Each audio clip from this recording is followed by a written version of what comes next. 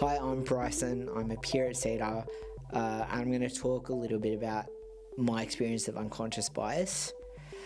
Unconscious bias is the unintentional assumptions that people make about other people based on their membership of a group or particular characteristics they have. And the important thing to understand about it is that it's not intentional. It's not. We're not aware of it, and it develops through. I think it builds up as we grow up, based on what we're exposed to or not exposed to. So it's not something that happens out of the blue. It's something that kind of happens by osmosis.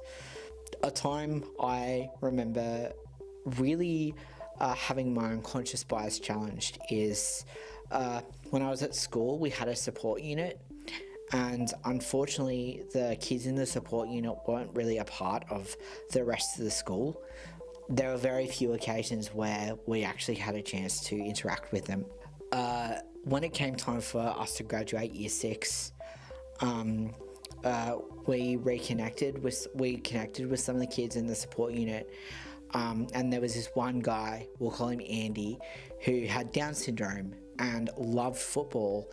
And I remember watching him playing footy with some of the other guys and thinking, wow, he's really good at football. I would never expected someone with Down syndrome to be this good at football. And also kind of having an awareness that was a bit of a messed up assumption, and also feeling this sadness that none of us had ever really gotten a chance to know Andy or any of his other peers. And I think that is one way of how we develop unconscious bias. If we're not exposed to different groups of people or people with different experiences, we don't have a chance to have our unconscious biases and our assumptions about them challenged. And I think being exposed to different groups of people, being willing to interact with a wide variety of people, and to be able to talk about and question our assumptions are really key ways to recognize, challenge and overcome our unconscious bias. And I think it's really important to understand and recognize that nobody is immune from unconscious bias. We all have it.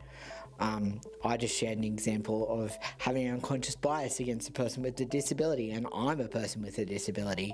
You'd think that maybe I would know better, but I didn't, because I hadn't been exposed to that many kids with intellectual disabilities growing up.